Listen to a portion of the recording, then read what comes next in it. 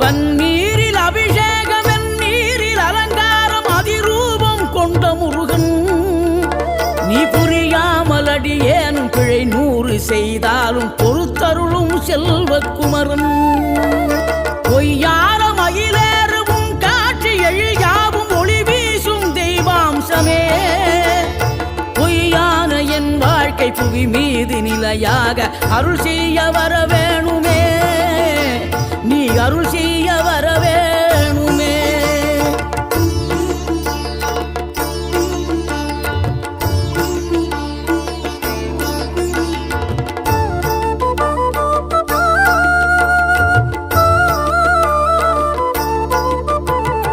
இகழ்தலையும் புகழ்தலையும் ஒரு முகமாய் கருதும்படி செவி உரைத்த முத்துக்குமரன்